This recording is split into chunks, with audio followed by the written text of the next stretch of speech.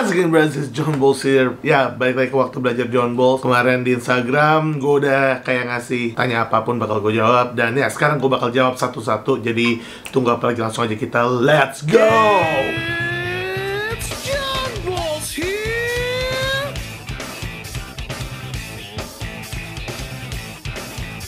Mungkin ini bakal gue bagi dua sesi karena nggak mungkin gue jawab semua. Jadi, ya langsung aja dari yang paling pertama. Dari Tika Asti, Sangwin makin berumur dia suka banget menikmati emosi sedih. Wajarkah dok? Kayak bosen senang terus. Oke. Alright, ini menarik. Sangwin itu ekspresif. Bukan artinya dia jadi suka sedih, tapi dia lebih gampang untuk mengekspresifkan rasa sedih itu. Karena dia belajar kalau ternyata selain ada perasaan senang, ada juga perasaan sedih yang sebetulnya yang namanya perasaan itu semuanya ya bisa dibilang enak. Makanya orang Jepang perasaan itu bahasa Jepangnya kimochi. Kimochi juga bisa dibilang enak gitu. Jadi emang semua perasaan tuh enak. Tapi ada enaknya senang, ada enaknya sedih, ada enaknya marah. Itu semua beda-beda. Karena semua perasaan itu dipengaruhi di otak. Dan otak ya enak itu emang berbeda-beda sih. Kan kadang-kadang kalian ada yang namanya kayak pain pleasure atau kayak guilty pleasure. Ya itulah yang namanya pleasure. Tapi kalau dibilang bosen senang terus ya bisa juga. Sebenarnya emang ya emang nggak salah sih. Misalnya kita nonton film yang sedih, orang Sangwin sama orang Melo nangis. Tapi nggak mereka perlihatkan kalau mereka nangis. Kalau Sangwin langsung kayak itu sering banget. Jadi ya mungkin kayak gitu sih jawabannya. Next, react One Piece 1049 Padok. Mungkin banyak spoiler tapi bagus banget sih kata-katanya. Luffy itu the real Sangwin Cole banget. Kayak apa keinginan Luffy itu gini. Kenapa gue bilang Luffy itu Sangwin Cole? Selain emang udah pernah gue bahas sama adik gue, Prio. Bayangin deh, waktu ditanya keinginannya apa, bukan keinginan yang kompleks gitu, bukan kayak saya ingin menguasai dunia, saya ingin membuat dunia lebih damai, cuman saya ingin dunia di mana teman-teman saya bisa makan dengan sepuasnya gitu. Itu kan kayak, bayangin deh, dari semua umur, dari kecil sama gede, ya pasti ngerti tentang cita-cita itu. Dimana kayak di sini kita makan tuh untuk hidup, dan banyak sekali orang ya mencari uang itu untuk bisa makan gitu. Kayak misalnya di negara-negara di Afrika, atau mungkin brother-brother kita yang kurang beruntung dan susah untuk makan. Bayangin kalau kita bisa makan sepuasnya. Ya manusia pasti merasa tidak puas dengan hal lain, tapi setidaknya kita bisa tetap hidup dengan makan kan. Jadi ya kurang lebih kayak gitu sih. Jadi reaksi saya tentang One Piece 1049, makanya itu keren banget sih. Mau orang bilang kayak sekarang One Piece terlalu OP, namanya juga OP One Piece bros. Oke, next. Dari Tuan Pria Syadu, metode belajarnya John Balls. Oke, this is really not good. Ini sebetulnya metode belajarnya John Balls antara emang metode belajar saya sendiri atau belajarnya Sangwin Cole. Tapi kalau belajar saya sendiri, saya nggak pernah belajar yang... Jadi gini, untuk buat konten aja biasanya orang nge-sketch, orang kayak nyari tahu dulu sesuatu. Kalau gue nggak, gue kayak langsung ke video, ngomong apapun yang gue tahu dan ngomong coba sejujurnya. Itu juga cara saya belajar dari saya kecil. Saya belajar dengan cara yang spontan. Kalau saya pengen, saya belajar. Kalau saya enggak, ya saya nggak belajar. Dan mungkin ada beberapa saat yang benar-benar gue stres banget karena gue selalu dapat nilai jelek. Capek belajar karena nggak suka. Ada scientist, ada artis. Ini kalau katanya konsulen anak saya waktu saya koas di Muntilan. Ada namanya scientist, ada artis. Scientist itu orang yang melakukan sesuatu dan menjawab sesuatu dengan fakta yang ada. Beda dengan artis. Kalau saya tuh mungkin lebih ke artis, saya bukan scientist. Artinya saya harus belajar dengan cara yang mungkin lebih kreatif dan tanpa mengumpulkan fakta dan data. Dan waktu itu ibu saya pernah bilang, nah kalau misalnya kamu emang jenuh belajar, ya kamu baca aja sekali, baca 3 kali, terus walaupun gak masuk, kamu taruh bukunya di bawah bantal kamu dan kamu tidurin. Itu yang aku lakuin. Ya. All the time. Oke, next. Dari Pray89, Dok, apakah hipnoterapi bisa membantu mengatasi inner child, trauma, anxiety, fobia sosial? Jawabannya bisa. Hipnoterapi sendiri adalah kita menterapi orang pada kondisi hipnosis, di mana dia berada di alam bawah sadarnya. Nah, jadi yang kita betulin adalah memori di bawah sadar, di mana memori bawah sadar itu emang dia menyimpan lebih banyak daripada yang kita kalau kita di alam sadar sekarang gitu. Mungkin perbandingan alam sadar sama alam bawah sadar itu 90% di alam bawah sadar, 10% di alam sadar. Jadi hal-hal kayak trauma, inner child, fobia dan lain-lain itu semuanya tersimpan di alam bawah sadar yang bisa kita perbaiki. Sebetulnya misalnya perasaan kayak anxiety atau kecemasan itu bukan hal yang buruk. Karena misalnya kalau kita menghilangkan kecemasan kita jadi orang yang tidak ada kecemasan sama sekali. Padahal kadang-kadang rasa cemas itu yang kayak melindungi kita dari sesuatu. Jadi kalau rasa cemas itu kita hilangkan seluruhnya, mungkin lebih bahaya. Jadi sebetulnya kalau di hipnoterapi itu misalnya rasa cemas sekarang di level 10, kita turunkan ke level 3. Jadi nggak kita hilangkan tapi kita turunkan. Karena memang semua hal di memori kita tidak bisa kita lupakan. Cuman kita bisa maafkan, berdamai dengannya, atau kita mengurangi levelnya sedikit. Itulah kurang lebih. Nanti kita bahas lagi deh, mungkin lebih panjang untuk hipnoterapi. Next, tanya lagi dok. Oh, masih yang tadi. Tanya lagi dok, apakah alter ego atau topeng kepribadian itu baik? Oke. Ini udah saya buat videonya sebelum saya buat video ini, jadi ya stay tune aja. Tapi kalau untuk tanyain baik atau enggak, tentu saja yang namanya pakai topeng itu ya mungkin baik untuk saat ini, tapi buruk untuk ke depan-depannya. Mungkin kayak gitu sih, karena kita nggak bisa selamanya pakai topeng ya. Show yourself! Dok, kenapa videonya nggak pernah pakai musik? Orangnya nggak suka musik ya? No, I love music. I make music, I play music. Cuman gue males ngedit musik. Itu doang sih jawabannya. Ya, kalau kalian mau denger musik-musik saya, bisa ke link YouTube sharing, ada di bawah ntar.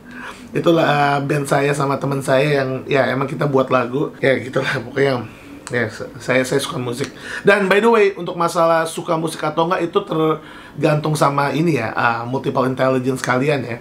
Ada orang yang emang nggak suka musik ya karena emang nggak ada kecerdasan dalam musikalis. Jadi kalian nggak bisa memaksa orang yang nggak suka musik untuk suka musik, atau kalian nggak bisa maksa orang yang suka musik jadi nggak suka musik. Jadi ya gitu sih. Next, apa sifat boros dan hemat bisa dipengaruhi watak? Sifat boros dan hemat bisa. Sanguin tuh biasanya emang lebih boros daripada orang-orang melankolis, karena mereka kayak ya pengen melakukan hal yang senang kan, jadi ada barang sedikit yang menyenangkan dia beli. Dia kalau nggak ada remnya, orang sanguin tuh pasti lebih boros. Gitu sih kurang lebih. Dan emang orang melankolis yang lebih tertata keuangannya. Orang pragmatis juga sih, karena mereka kayak kadang-kadang misalnya anaknya minta duit nggak enak, ya udah kasih. Beda sama koleris yang kenapa harus minta duit apa gitu, karena terjadi sama kedua orang tua saya gitu. Jadi kalau saya minta uang ke ibu lebih mudah dulu, tapi kalau minta uang kayak ya harus bikin planning dulu untuk apa uangnya. Next, watak cocok banget dengan pragmatis melankolis apa ya? Ini maksudnya yang cocok secara pernikahan atau gimana. Tapi kalau pernikahan yang biasanya cocok banget sama pragmatis melankolis adalah koleris sanguinis. Orang pragmatis melankolis yang introvert, yang damai, harus lebih dipush sama orang ekstrovert yang lebih kuat gitu, yang lebih kayak bisa mengambil keputusan. Kalau dia sama-sama dapat pragmatis, susahnya adalah dua-duanya sulit mengambil keputusan. Sulit ya, bukannya nggak bisa. Kalau gitu ya, kalau mau dibilang paling cocok ya koleris sanguinis, jadi saling melengkapi. Next, apakah anak meloplegi itu sulit mengambil keputusan? Apa yang harus dilakukan sebagai orang tua? Iya, orang melankolis pragmatis kayak yang tadi saya bilang sebelumnya, introvert sulit mengambil keputusan. Orang melankolis pragmatis, melankolis itu mereka emang butuh banget yang namanya pertimbangan. Mereka akan menimbang-nimbang karena mereka selalu ingin semua hal berjalan dengan benar dan sempurna. Dan pragmatis, mereka orangnya memang lebih santai, lebih lambat dibanding orang koleris. Jadi emang orang melankolis pragmatis sama orang melankolis koleris, walaupun dua-duanya penuh pertimbangan, tapi koleris masih ada rasa cepat untuk ngambil keputusannya. Kalau melankolis pragmatis, ya pasti lebih sulit mengambil keputusan dan lebih lama, karena dua-duanya tipe lambat gitu ya, introvert. Kadang orang tua yang koleris nggak sabaran dan kayak ayo cepet. Di situ mereka malah tambah lama gitu. Bukannya mereka malah tambah cepet. Ditemani dan dirangkul, jangan diburu-buru dan jangan ditekan. Orang melankolis pragmatis nggak suka ditekan. Karena saya sering banget, misalnya pasangan saya, dia lambat, dia nggak bisa ngambil keputusan, saya tekan. Dia malah stres dan tambah lambat, akhirnya ngambek, nggak jadi juga ngambil keputusan. Jadi ya temenin aja. Waktu itu ada cerita di mana saya biasanya nggak sabaran, jadi biasanya saya, oh yaudah saya tinggal dulu deh kalau dia mau ngambil keputusan. Ini saya nemenin dia pas dia lagi emang kayak bingung dan butuh mengambil keputusan dan lagi kayak ya panik gitu. Dan abis itu dia bilang, makasih ya, aku seneng banget udah ditemenin di saat aku lagi pusing kayak gini. Untuk saya itu emang kayak kayak siksaan gitu, harus menunggu lama bolak-balik. Akhirnya saya ketawain dia, ngeledekin, tapi tetap berada di sana dan nggak neken dia gitu. Dan dia nyata seneng. Jadi ya gitu sih. Tipsnya adalah tetap berada di sana, jangan dicepet-cepet, jangan ditekan. Ya dirangkul aja sih. Gimana sih kayak kalau kalian nemenin orang yang emang butuh waktu. Ini juga udah sering. Bedain watak utamanya pragmatis, melankolis, melankolis, pragmatis. Oh my god. Alright, bedain watak utamanya pragmatis, melankolis atau melankolis, pragmatis. Introvert, untuk bedain orang yang pragmatis, melankolis atau melankolis, pragmatis, kalian lihat aja kebutuhan pribadinya lebih kemana. Orangnya dia butuh yang lebih perfect, apa yang lebih santai. Biasanya orang melankolis, pragmatis kalau ngerjain tugas bener-bener ya lebih niat daripada orang pragmatis, melankolis gitu. Dan orang pragmatis, melankolis dibanding melankolis, pragmatis biasanya lebih gampang untuk berteman dan misalnya bergaul. Kalau keluar ketemu orang dia lebih enak kayak cuy gimana cuy, tapi beda nggak kayak orang senior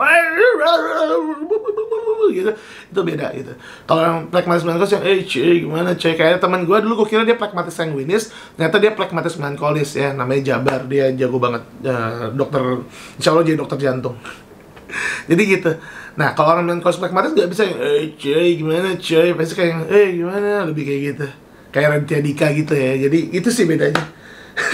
Kalau nggak puas komen lagi aja, ntar tanya lagi aja. Oke, ini pertanyaan terakhir buat video ini. Ntar yang selanjutnya gue buat di next. Tips buat melo biar nggak pelin-pelan. Oh my lord. Gue nanti bakal bikin video sama orang melo, tapi konsepnya kayak waktu makan John Balls yang zaman dulu yang di mobil, tapi sambil ngobrol-ngobrol. Ya, jadi stay tune aja sih untuk itu.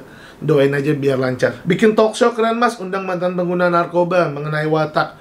Udah pernah sama Bang Aji Martadinata yang bahas pragmatis. Nanti bakal coba lihat cari yang lain, yang sanguine, yang kole sama yang melo. Jadi stay tune aja. Bahas watak artis, oke, ada di Reels Instagram. Dan ya nanti dibahas lagi sih yang lain-lain. Deteksi watak yang benar itu kapan? Dari kecil. Watak tuh dari bayi kelihatan. Misalnya ada bayi yang nggak rewel, yang lebih gampang dipegang orang, ya itu biasanya orang pragmatis. Ada bayi yang kayak lebih sering ketawa-ketawa, yang senyum terus, yang senyumnya belum apa-apa udah senyum, itu sanguine. Ada bayi yang mukanya galak banget, terus kalau teriak kenceng, kalau nangis kenceng, itu koleris. Ada bayi yang mukanya sedih mulu, yang kalau diginin orang yang lama banget baru bisa kenal sama orang yang baru dia kenal, itu biasanya melankolis. Jadi ya deteksi watak dari awal sih, dari bayi, karena itu lagi pure-purenya gitu. Jadi Bras, kita lanjut ke episode kedua. Mungkin gue take videonya besok karena hari ini gue capek banget, gue lapar, gue belum makan. Alright Bras, thank you for watching. Kalian boleh subscribe, share ke teman-teman kalian, like, ya komen kalau kalian mau nanya apa lagi. Yang selanjutnya gue bakal bikin video kedua. I'm a Bras, let's go! It's John Balls here.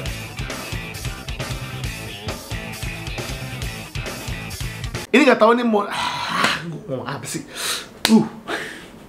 Tapi ya kita lihat nih orang lebih santai apa lebih kaku. Ya, sama aja ya. Dua-duanya juga pasti santai sama kaku. Gini-gini. Tapi karena lebih ekspresif jadi ya kayak saya ingin, gimana kata-katanya? I kind of forgot the word. Kalau ada dengar suara ibu-ibu lagi seminar, ini hari Minggu tapi dia tetap seminar, I don't know why. Dan saya buat video. Kita ulang, wait. Oh my god, I'm so bad. Itu udah belajar. It's hard. Yeah, this is hard. Gue mau ngomong apa aja, gue bingung.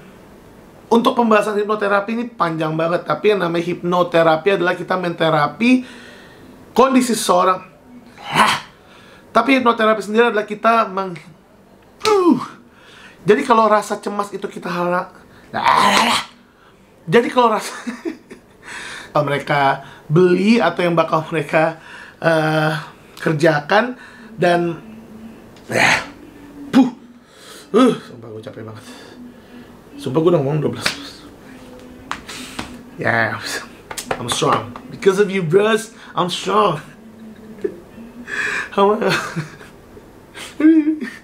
Belum ngedit, belum mau tes. Sapiti dikit, rehears feeling dikit. Sebenernya rehears feeling gue sih bikin video. Oke lanjut. Kalian bisa lagi berisik banget sumpah ini. Kalau ibu yang ngomong nggak berisik, tapi kalau misalnya kayak udah moderator yang ngomong bocor sampai sini biasanya, bros. I don't know, bros. I'm lost for word. Ya kita ulang aja.